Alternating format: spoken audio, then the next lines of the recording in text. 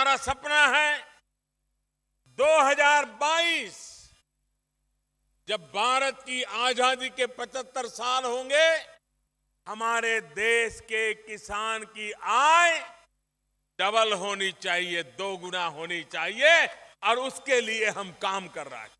কথা দিয়েও কথা রাখেনি মোদী সরকার। ফলে এমএসপি অর্থাৎ ফসলের ন্যূনতম সহায়ক মূল্যের আইনি অধিকার এখনও পায়নি কৃষকরা, যদিও তারা এই দাবিতে বিরামহীন আন্দোলন চালিয়ে যাচ্ছেন। এমনকি এমএসপি নিয়ে নিষ্ক্রিয়তার জন্য শীর্ষ আদালতের ভর্ৎসনার মুখে পড়তে হয়েছে মোদী সরকারকে। তা সত্ত্বেও সরকারের কোনো হেলদোল দেখা যাচ্ছে না। তাই বলে থেমে নেই কৃষক আন্দোলনও। আগামী 25শে ফেব্রুয়ারি কৃষক সংগঠন AIKKMS এর ডাকে ফসলের ন্যূনতম সহায়ক মূল্য বা এমএসপির আইনি অধিকার সহ অন্যান্য দাবিতে বিভিন্ন প্রান্ত থেকে হাজারে হাজারে কৃষক ও ক্ষেত মজুররা সমবেত হতে চলেছেন মহানগরের শহীদ মিনার ময়দানে। তথ্য বলছে প্রতিদিন গড়ে দেশের 48 জন কৃষক আত্মহত্যা করছেন। NCRB রিপোর্ট 2019 অনুযায়ী 1995 সাল থেকে 2018 সালের মধ্যে প্রায় 4 লক্ষ ঋণগ্রস্ত কৃষক আত্মহত্যার পথ বেছে নিয়েছেন, কারণ তারা ফসলের ন্যায্য দাম পাচ্ছেন না।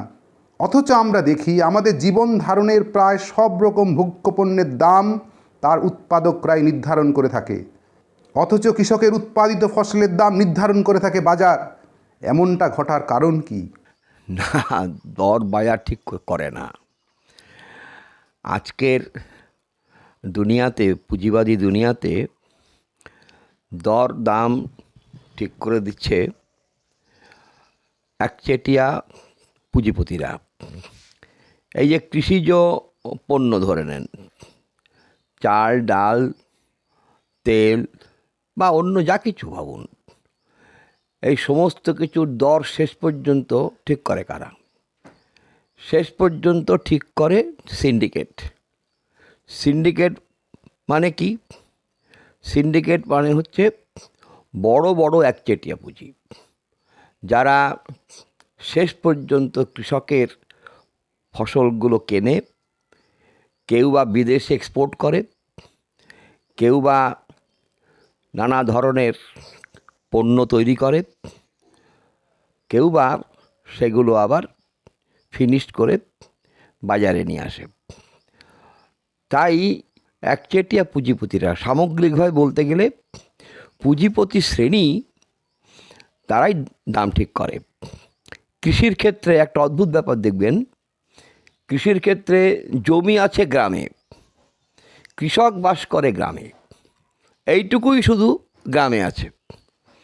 কিন্তু কৃষির যে উপকরণ, কৃষিকাজ করতে গেলে যা জিনিসপত্র লাগে, সার বলুন, সার শহরে ইন্ডাস্ট্রিতে তৈরি হয়, বীজ কোম্পানিগুলো তৈরি করে, পেস্টিসাইডস কোম্পানিগুলো তৈরি করে, ডিজেল কারা তৈরি করে ভালো করেই আপনারা জানেন, বিদ্যুৎ সেও মাল্টিন্যাশনাল কর্পোরেশনের হাতে দিয়ে দেওয়ার জন্য আমাদের কেন্দ্রের সরকার তো বিল নিয়ে এসছে, স্মার্ট মিটার বসানোর চেষ্টা হচ্ছে।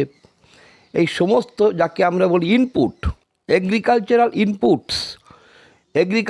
Inputs is in the hands of the capitalist class. এই সমস্তটাই হচ্ছে শিল্প পুঁজির হাতে। আবার কৃষিজ উৎপাদিত দ্রব্য, তাও শেষ বিচারে এই পুঁজিপতিদের হাতেই। অর্থাৎ বাজারে আসছে সাপ্লাই ডিম্যান্ড সম্পর্কের ভিত্তিতে দাম ঠিক হচ্ছে, এরকম না। আপনি দেখবেন কৃষকের ঘরে যখন পণ্য থাকে তখন বাজারে দাম কমে যায়, আবার কৃষকের ঘর থেকে যখন পণ্য চলে যায় তখন হঠাৎ করে দাম বেড়ে যায়। আলু চাষিরা আলু বিক্রি করে 2 টাকা, 2.5 টাকা, 3 টাকা কেজি। সেই আলু আমরা খাই 25, 30, 40, 50, 60 টাকা কেজি। নাসিকের পেঁয়াজ চাষিরা পেঁয়াজের দাম পেয়েছে 1.5 টাকা, সেই পেঁয়াজ আমরা খেয়েছি 100 টাকা কেজি। তাহলে চাষির ঘরে যখন জিনিস থাকে তখন তার দাম কমে যায়। কমায় কে? দেয়ার ইজ এ মেকানিজম, একটা পদ্ধতি আছে, পুঁজিবাদী পদ্ধতি, পুঁজিবাদী বাজারকে নিয়ন্ত্রণ করবার পদ্ধতি, যেটা একচেটিয়া পুঁজিবাদে সম্ভব। সেই পদ্ধতিটাই শেষ বিচারে কৃষকের ফসলের দাম ঠিক করে।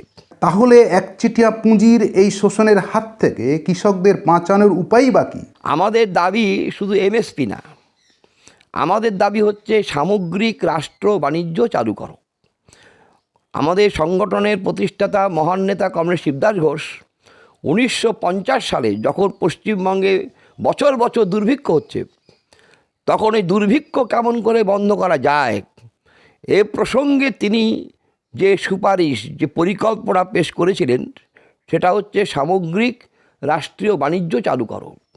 খাদ্যদ্রব্য, নিত্য ব্যবহার্য দ্রব্য সামগ্রীর সমস্ত ব্যবসা থেকে ব্যক্তিগত ব্যবসায়ীদের বের করে দাও, ঢুকতে দিও না।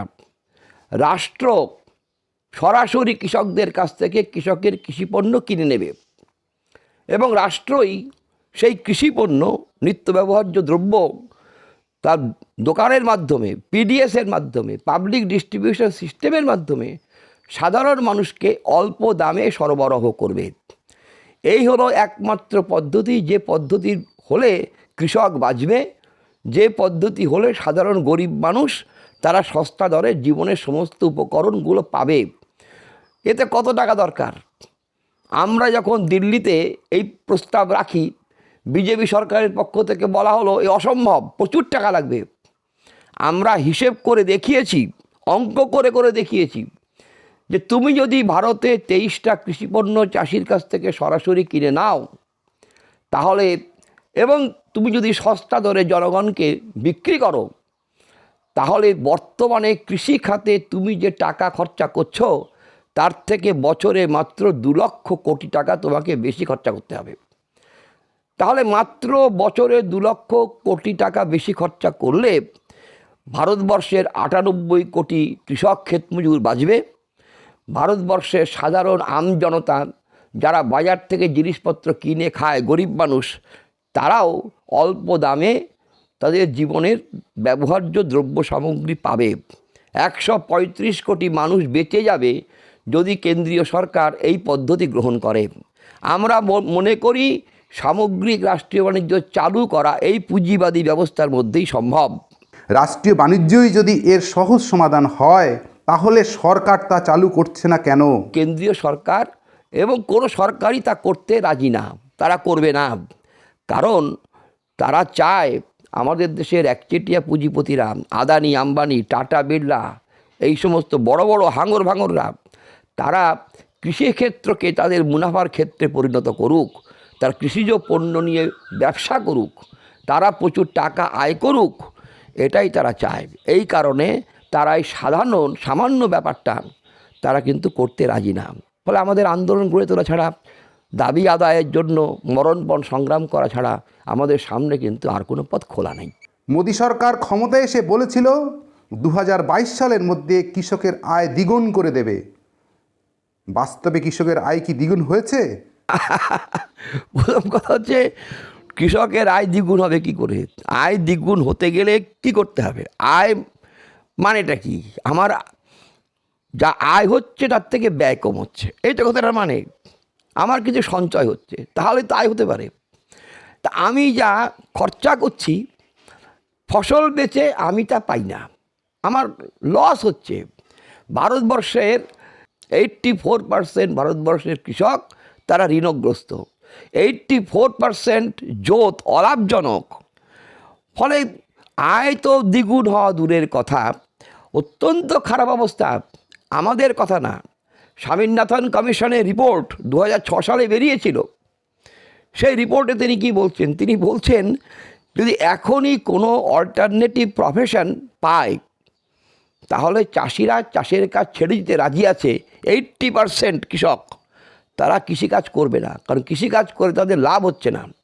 ভারতবর্ষে প্রতি 12 মিনিটে একজন কৃষক আত্মহত্যা করে, দেনার দায় আত্মহত্যা করছে। This is the reality. আয় দ্বিগুণ করা হচ্ছে গল্প। ও মোদির যেমন স্বচ্ছ ভারত নির্মাণ করার গল্প, মোদির যেমন 15 লক্ষ টাকা মানুষের পকেটের মধ্যে ঢুকিয়ে দেওয়ার গল্প, মোদির যেমন প্রতি বছরে 2 কোটি বেকারের চাকরি দেওয়ার গল্প তিনি দিয়েছিলেন, একই রকমভাবে মোদি ওই কৃষকের আয় দ্বিগুণ করে দেবেন। আর আমাদের পশ্চিমবঙ্গের যে মমতা সরকার, তিনি তো কৃষকের আয় 3.5 গুণ হয়ে গেছে বলে ঘোষণা করে দিয়েছেন। মোদি তো বলেছে দ্বিগুণ করে দেবেন, আর মমতা গভর্নমেন্ট বলেছে 3.5 গুণ আয় বেড়ে গেছে। এই সমস্ত যারা ক্ষমতায় আছে সরকারগুলো, এরা মিথ্যাচারী, এরা জনবিরোধী। কৃষক শ্রমিকের দুঃখ বেদনা এদের হৃদয়কে বিন্দুমাত্র প্রভাবিত করে না। ফলে এসব গল্পে আমরা চাষিরা বিশ্বাস করি না। আমরা জানি আমাদের জীবনটা কত কঠিন জীবন আমাদের যাপন করতে হচ্ছে সন্তান সন্ততি নিয়ে, এটা আমরা ভালো করেই জানি।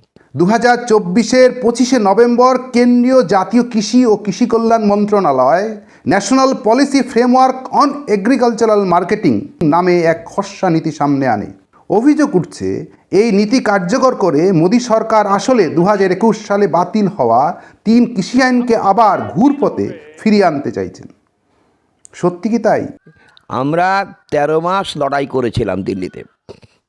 10 লক্ষ কৃষক 13 মাস লড়াই করে 736 জন কৃষক আত্মাহুতি দিয়ে তখন মোদী সরকার যে 3টে কালাকানুন এনেছিল, সেই 3টে কালাকানুনকে আমরা প্রতিহত করেছিলাম। আমরা মোদী সরকারকে বাধ্য করেছিলাম মাথা নত করতে। আমাদের স্লোগান ছিল হাম লড়েঙ্গে হাম জিতেঙ্গে, হাম মোদি কো শির ঝুঁকা দেঙ্গে। এ আমরা করেছিলাম, মোদিকে আমরা বাধ্য করেছিলাম।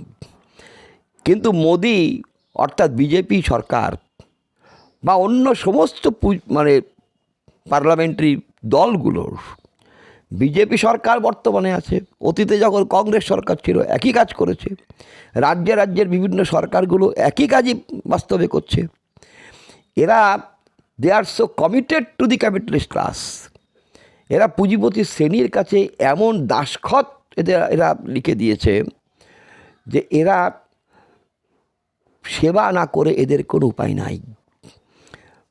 একচেটিয়া পুঁজিপতিদের দাবি হচ্ছে সমস্ত এগ্রিকালচারাল সেক্টরটা তাদের চাই, কৃষিজ উপকরণ চাই, জমি চাই, তাদের সব কিছু চাই। এইটা হচ্ছে তাদের দাবি। 3টে কালা কৃষি কানুনে এই কথাই তারা নানাভাবে কিন্তু লিখেছিল। আমরা কৃষকরা আমাদের বিপদ অনুভব করতে পেরে আমরা তখন ঝাঁপিয়ে পড়েছিলাম।